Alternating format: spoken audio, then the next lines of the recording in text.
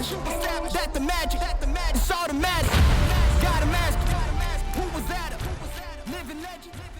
So we got one more competition here on the horizon, but I think this is a good video for us to kind of recap the past two events, because we never really talked about the Arnold UK or the Giants Live. Yeah, I think we could talk about both, really. I don't think I've talked about the Arnold much either. Yeah, okay. So why don't we go back to the Arnold? And it was really cool to be part of an expo for the first time. And walking around that place, it was massive. And I've heard that that's nothing like the one in Ohio. So it's going to be likely that I go to Ohio. If I get an invite, I'll gladly accept that. But so cool to walk around and see sort of the prestige of the event. And everyone I've spoke to has talked about how inside the event itself, it was phenomenal. All the outside noise was terrible, but I couldn't have asked for much more. To go through the events, we started with deadlift, and I knew that Alexi and I were going to be battling it out for most of the comp. So Rauno won the deadlift, and I just wanted to do enough to beat Alexi. And I ended up with 6 reps. Alexi got 5, and that was enough for me. Might have been 7 and 6. Anyway, I beat him by 1 rep. Was able to conserve some energy and leave it there. Very happy with that placing, and I'm starting to be in a really fortunate position where I can start to use strategy in all the comps, and I don't need to go 10 out of 10 on every event. Then we did bag over bar, which I definitely would have won if I didn't fall on my ass after the 2nd rep. And this is sort of the same situation as the light giant stones, where every single person finished, and it was just a sprint race. And huge nod to Gavin Bilton, who won the event. I came 2nd, but a guy with his history and how he's improved his health, and now he's moving better and showing that he could be the top in the world at something that he wouldn't have been as good at before. Huge props to him. Then we did the Arnold stone carry, and I bitch about these carry stones so much, but honestly, they are so frustrating. Like, even now, I have nerve pain in my thumbs, and I don't understand how that's important for determining a strongman. Anyway, I set the record on those Arnold stones. I think it was only the 2nd time they were used, but I was the only one to finish the 15-meter course. And that when I finished that course, the crowd loves watching this, and there's really no denying that.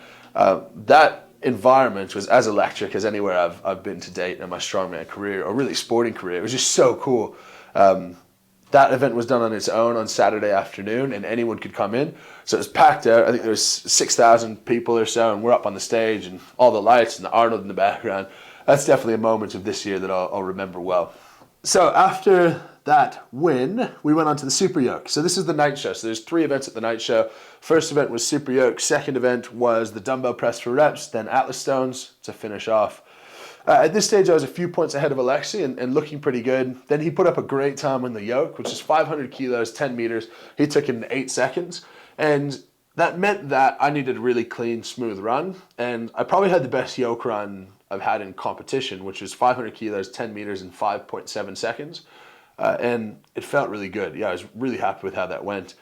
Picked up 1 more point on Alexi. And like I expected, at this stage, we started to pull away from the rest of the pack.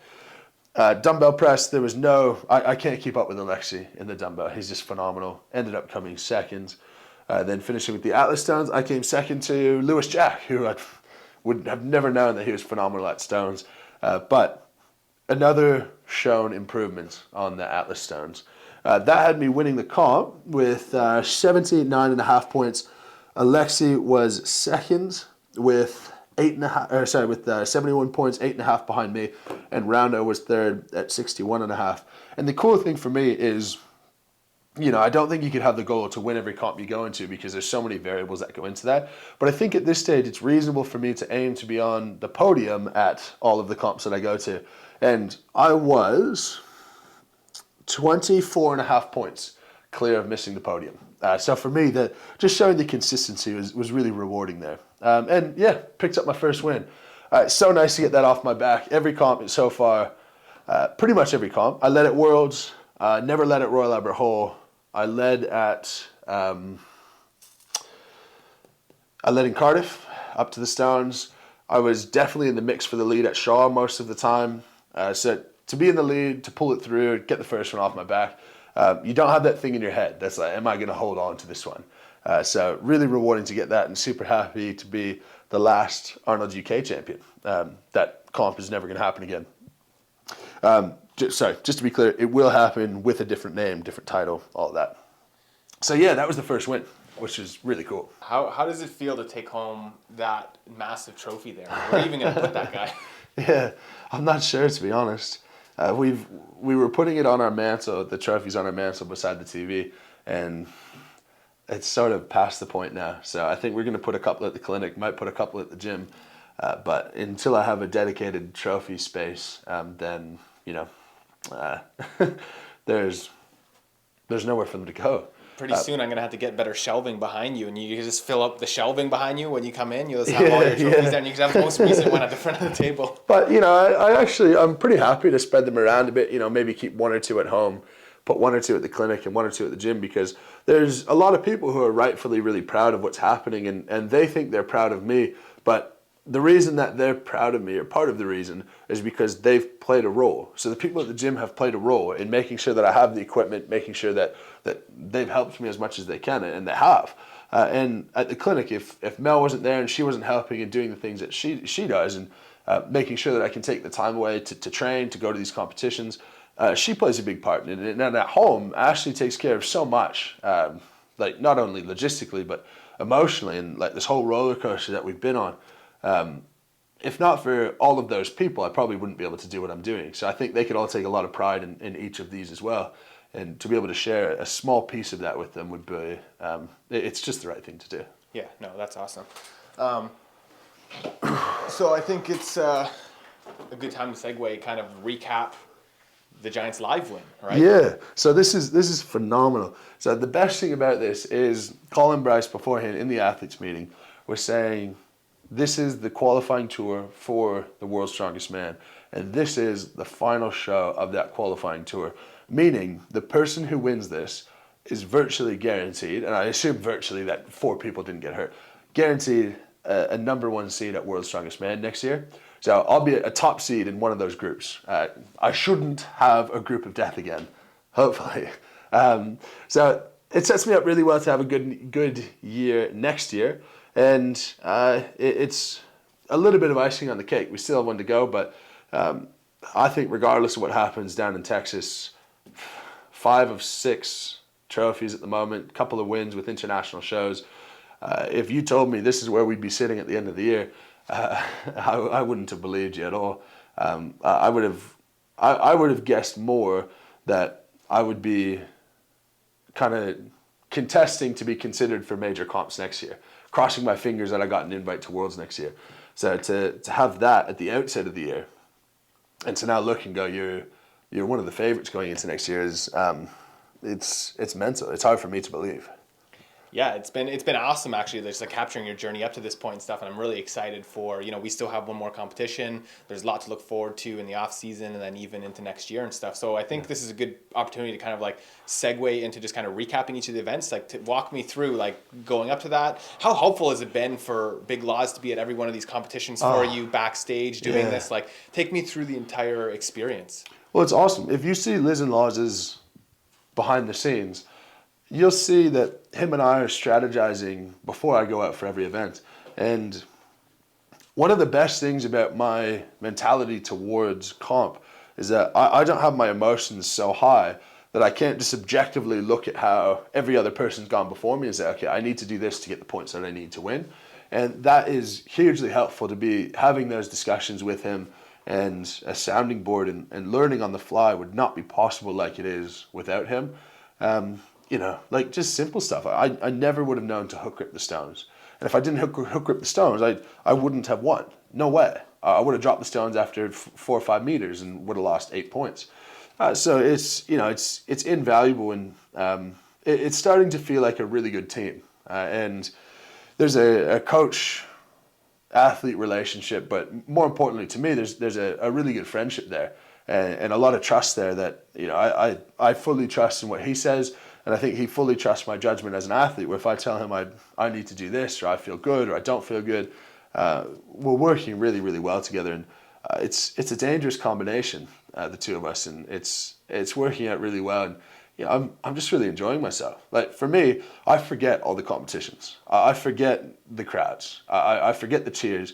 But I remember going bowling before Giants Live. I remember Ash and I going mini putting. Like, those are sort of the memories that you create and you remember.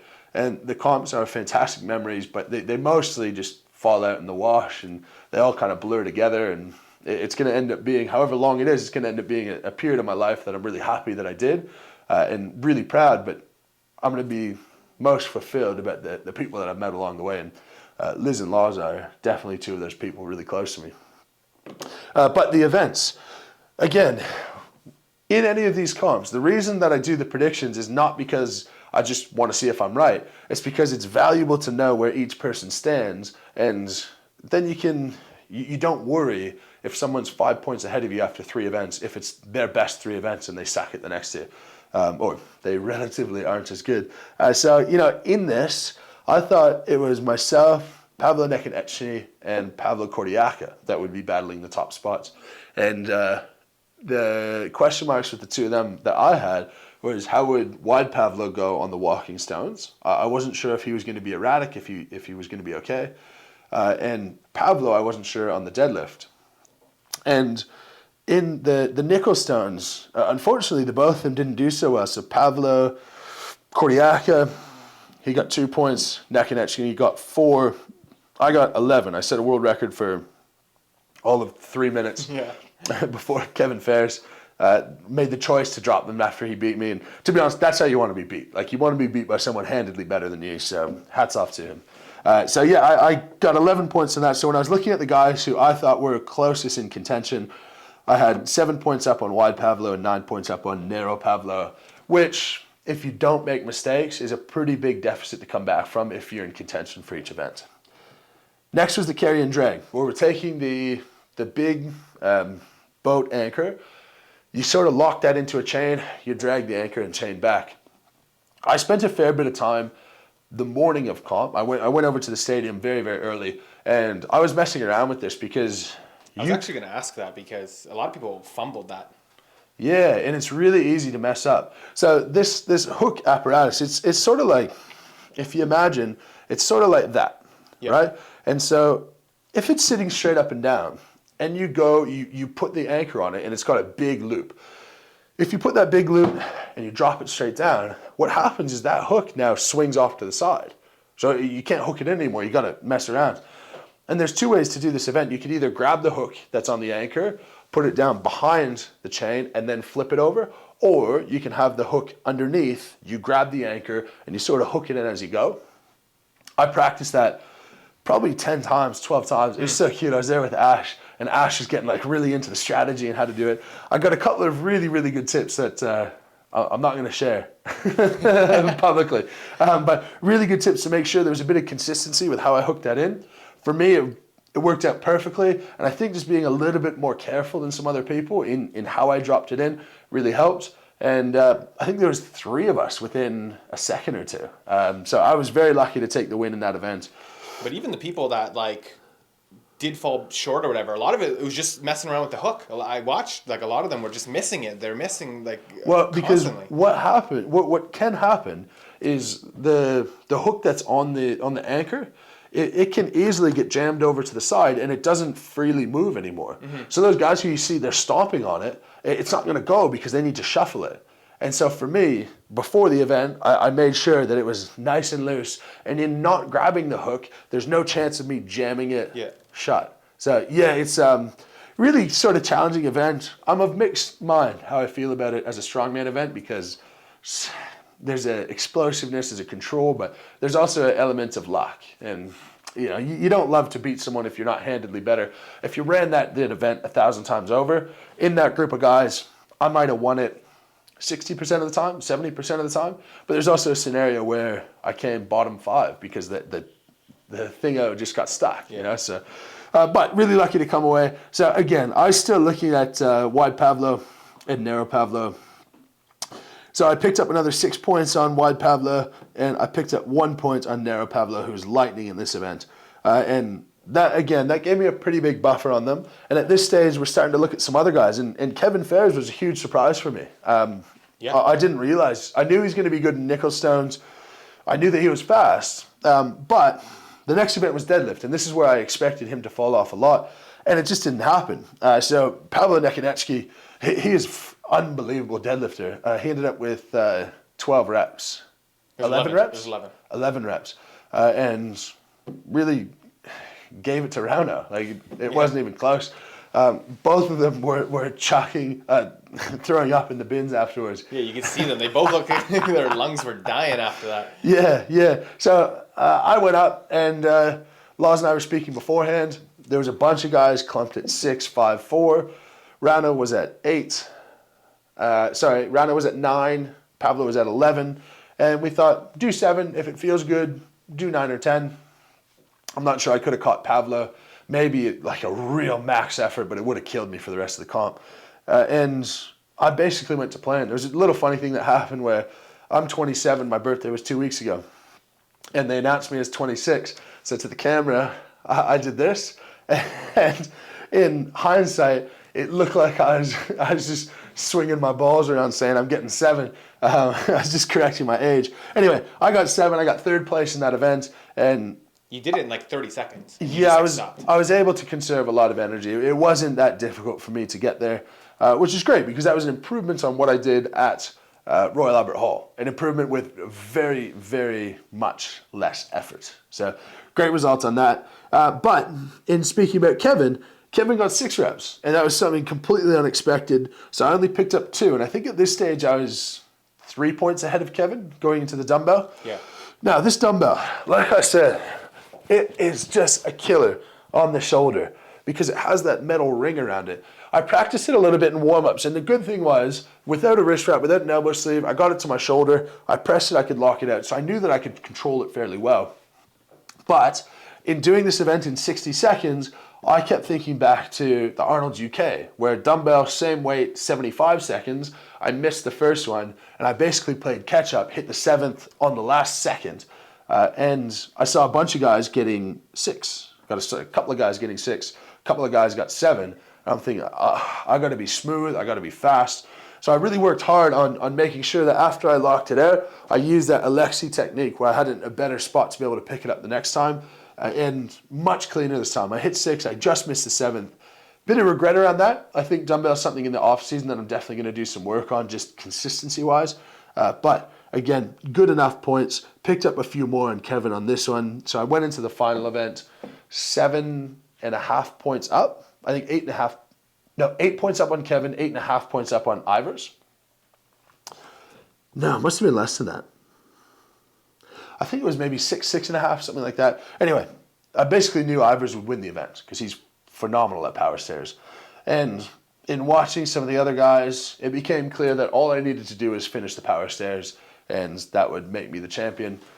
So part of it was I wanted to go fairly quickly to get practice on the event.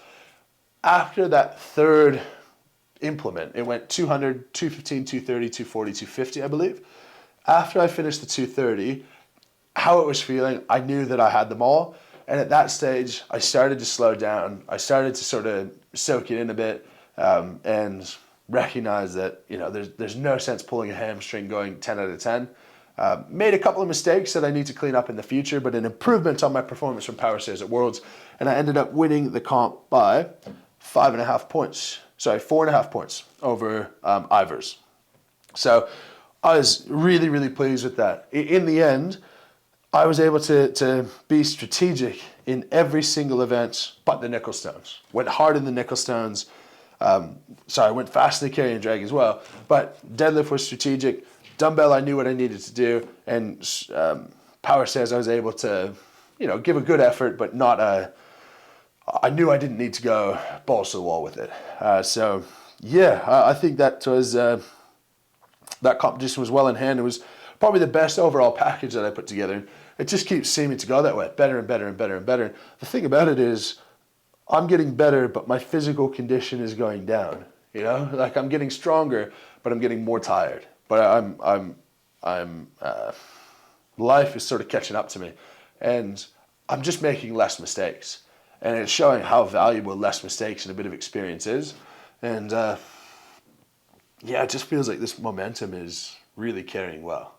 Yeah, it's been crazy to watch, right? As one, I'm videoing you, but two, like I'm actually a fan as well, right? Like I'm actually cheering you on. I tune in most of the time to watch the events and everything, and it's been truly like inspirational to watch you go through all this and see you conquer this. And I'm really excited to see how you do in Rogue, and not even just that, but what next year holds, right? Because that's going to be super interesting. Like who's had a rookie year like this where you just have all these placings, consistency. It's just like you've been the past two obviously have been wins. It's like, well, what does Rogue hold, and then what does next year hold? Yeah. In my first 12 months of competing, I still have the Rogue and I still have the Arnold in Ohio.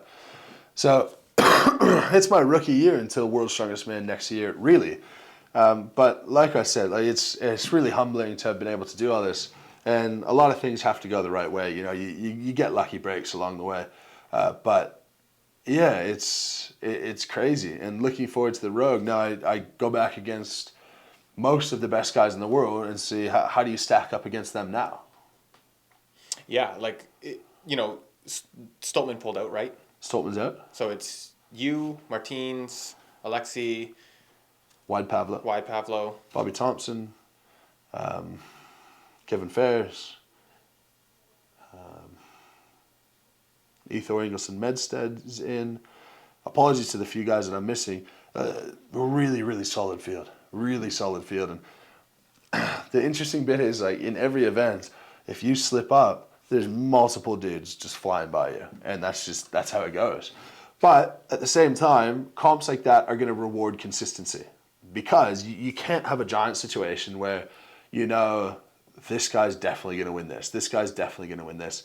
It's going to be, you should win this, and if you slip up, you will come in fourth. And you're like, yeah, it's exciting. It's exciting because there's things that I know that I could be the best at. There's things that I know I need to be good enough at. And where that all shakes out in the wash is, that's going to be part of the excitement. So should we make predictions for Rogue? Yeah, we'll do a rough predictions because all the events haven't been released. So I can't really give them all. I think there's a chance that I win, but I don't think it's the most likely scenario. I think Alexei comes in form, and I think Alexei wins it. And I wouldn't be surprised if Alexei wins it convincingly. Then I think second and third is going to be a battle between Martins and myself. I do see myself on the podium still. Martins is looking in really strong form. So, I think on average, I probably hit third place in this comp. But, there's really strong guys 4 through 9. Yeah, if you told me I come first at the Rogue, I wouldn't be stunned. And if you told me I come 7th at the Rogue, I also wouldn't be stunned because it's just such a challenging set of events, such a strong field. And it's probably the hardest to predict because right now I'm pretty tired off the back of a training session that didn't go how I wanted it to. But I also have this incredible momentum. And now I have experience winning and experience in what it's like to hold on to a lead and what it's like to perform at the highest level and keep your nerve, and I know that I can. So there's no bit of me that doesn't believe I could win any comp that I go to. But I also haven't won or podiumed at a comp of this caliber yet. So there's no downside for me here. It's if I come out of this injury free, I'm going to be really happy. And if I can go put in a good performance, if I can, take home another trophy, then I'll be really thankful for that. And things will be very exciting for next year at the Arnold and at Worlds. Wonderful, man. Well, I think this is a good place to kind of wrap up this video. Say cheers. Give your famous goodbye here, and we'll sign off. Thank you, everyone, for watching. I appreciate you. All of you play a very small part in all of this success and all the momentum and all the confidence and all the enjoyments I get out of Strongman. So I do read your comments, good, bad, and otherwise. So I really appreciate it. Pop something in the comments. It helps the algorithm. If you really like me, you want to support me, go ahead, head over to my Patreon. Otherwise, keep enjoying the videos, like, comment, subscribe to the channel. Keep supporting the other strongmen as well. And not much longer till Rogue. Wish me luck, and I'm off to Nashville. Peace.